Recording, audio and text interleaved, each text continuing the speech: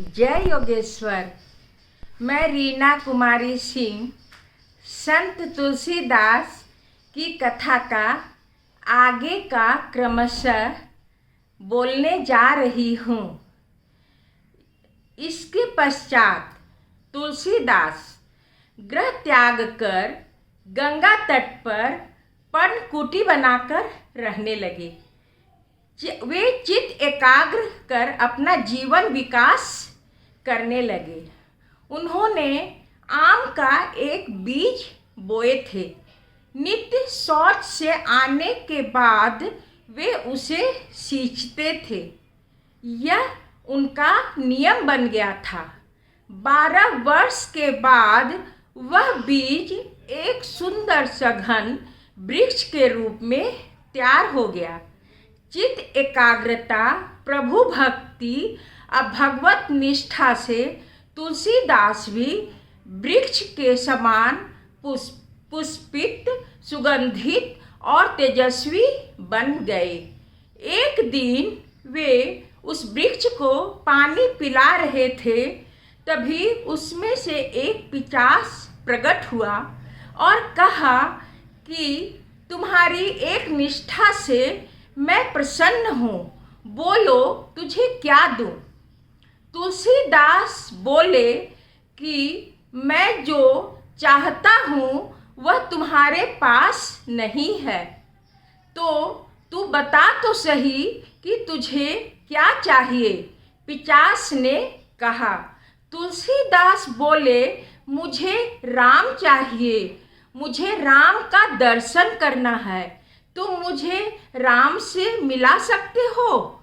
उसने कहा कि यह तो मेरे बस में नहीं है, पर मैं उसका रास्ता बता सकता हूँ। सामने गांव में एक राम मंदिर में नित्य राम कथा होता है।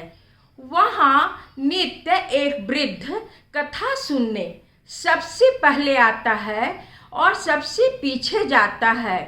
तुम उसका पैर पकड़ लेना, वह तुम्हें राम का दर्शन करा सकता है। इस प्रकार एक पिशाच भी प्रभु कार्य के लिए उपयोगी हो सकता है, परंतु आज मानव प्रभु कार्य में निर्लेप रहता और भगवतीय विचारों से दूर भागता है। तुलसीदास यह सुनकर आतुरता से संध्या काल का प्रतीक्षा करने लगे। उनकी तपस्या फलने वाली थी। प्रभु राम का दर्शन होगा, उनका जीवन कृत्य हो जाएगा। वह क्षण भी आया। राम कथा पूरी हुई। सभी लोगों के जाने के पश्चात एक वृद्ध उठकर धीरे धीरे मंदिर से बाहर निकला। तुलसीदास उसका पीछा करने लगे और गांव के बाहर जाने पर उसके चरणों में गिर गए और वे गदगद कंठ से बोले कि प्रभु, मेरी आंखें भगवान राम का दर्शन करने को तरसती है। आप मुझे भगवान का दर्शन कराइए। तो वृद्ध ने कहा कि तो तुम हमारा पैर किस लिए पकड़ रहा है। तो तुलसीदास बोले कि इस संसार में केवल आप ही हमें भगवान राम का दर्शन करा सकते हैं, इसलिए मैं आपके पास आया हूँ। तो उसे तुलसीदास को उठाकर वृद्ध ने कहा कि यह बात सदा ध्यान में रखना कि केवल भगवान के चरणों में ही सर झुकाने वाला ही और किसी के पैर में सर नहीं झुकाने वाला ही भगवान को प्रिय होता है। ईश्वराधीन होकर जीने वाला ही भक्त होता है। तुम चित्रकूट के घाट पर जाओ, वहीं पर तुम्हें भगवान राम का दर्शन होगा। वृद्ध के कथानुसार तुलसीदास ने गंगा तट पर चित्रकूट के घाट पर जाकर बैठ गए। प्रभु राम आए। तुलसीदास चंदन घिसे और प्रभु राम को तिलक लगाया, परंतु उन्हें प्रभु राम का दर्शन नहीं हुआ। वे प्रभु राम को नहीं पहचाने। चित्रकूट के घाट पर भय संतन के भीर, तुलसीदास चंदन घिसे तिलक करे रघुवीर। तब तुलसीदास पुनः वृद्ध का पीछा किए दूसरे दिन, और फिर वृद्ध को बोले कि आपने तो कहा था कि प्रभु राम का दर्शन होगा, परंतु मुझे तो दर्शन नहीं हुआ। तब हंसते हुए वृद्ध ने उनका पीठ थपथपाए और अपने स्वरूप को प्रकट किए। प्रभु हनुमान जी का दर्शन करने पर तुलसीदास का हृदय भर आया और आंखों से अश्रु प्रवाह होने लगा। वे हनुमान जी के चरणों में गिर पड़े। तो वृद्ध ने कहा कि प्रभु राम तो आए थे और तुम्हारे सामने ही बैठे थे। कहकर उन्होंने तुलसीदास को उठाया। तुलसीदास बोले कि प्रभु राम जिस रूप में मुझे दर्शन दिए, उस रूप में तो वे सर्वत्र हैं। उसके लिए हनुमान की क्या आवश्यकता है?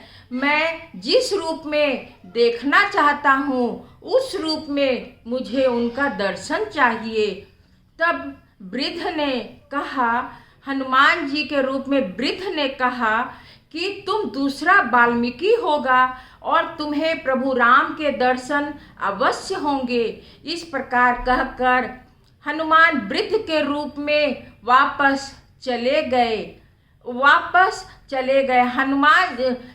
प्रभु हनुमान जी ने भगवान को कहा कि प्रभु, एक शक्ति आपके कार्य के लिए, प्रभु कार्य के लिए तैयार है, उसे आप प्रेरणा दीजिए, जगाइए और तुलसीदास को अपना दर्शन देकर कृत्य करिए।